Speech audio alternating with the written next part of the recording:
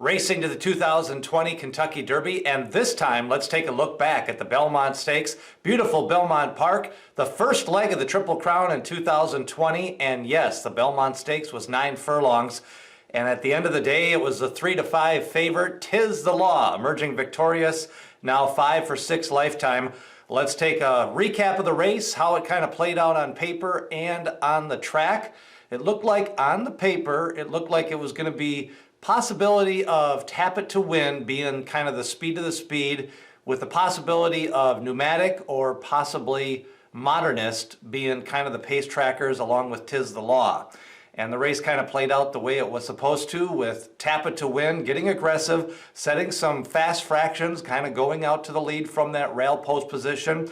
He rode the race to win. He wasn't able to do that, but at least he kind of set an honest pace and he allowed everybody else to kind of get their trip. So it was a trip-free race for the most part, as Tiz the Law tracked in third place outside of the leader, Tap It to Win.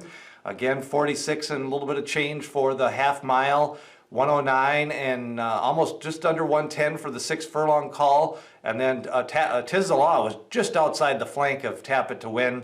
Tap It to Win kind of caved in going into the turn, and Tiz the Law looked like a winner pretty much the entire way around. From the half mile forward, you could just tell he was forwardly placed, he was in the bit, and he was just waiting for the cues from the jockey, Manuel Frankel, to pick up that victory. He took the lead at the top of the stretch, went on to victory, pulled away down the lane, and he kind of does this every time.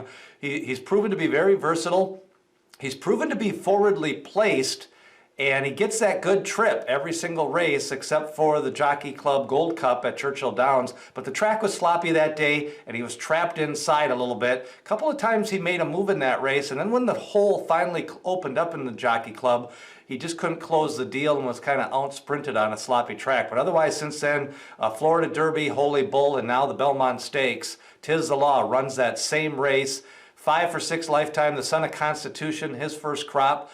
It looks like he can get the 1.25 miles. We'll see next. Right now, the campaign looks like they're going to go Travers Stakes at 1.25 miles on August 8th, then the Kentucky Derby September 5th, and then they'll kind of play it out from there. But an impressive victory for Tiz the Law. He definitely is the top horse in this class. He's got the 2 grade 1s now, and kind of no matter what Honor AP does, unless Honor AP beats him on the square, I think Tiz the Law, you know, he's kind of got that jump for the 3-year-old championship. He's got those 2 grade 1s plus the Holy Bull, and Honor AP has got just the Santa Anita Derby, and his next prep is going to be an ungraded race if he runs in that Shared Belief.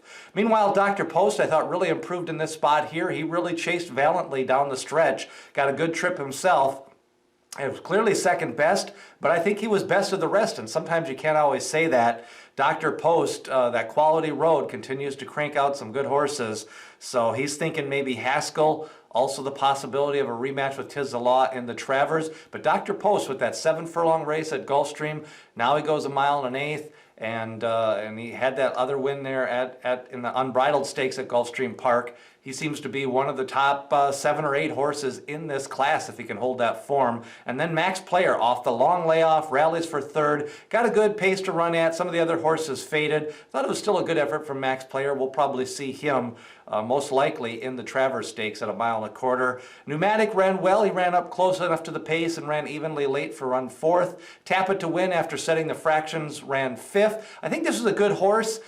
Just came back on that quick turnaround. I'm glad he got aggressive and tried to run his race and win, but you just never will know. Was he good enough?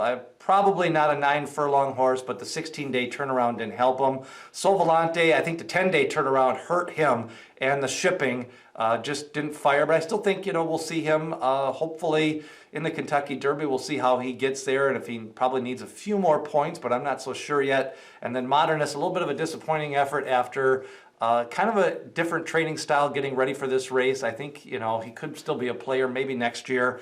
And then the rest really just kind of ran their races. So that's a look at the 2020 Belmont Stakes.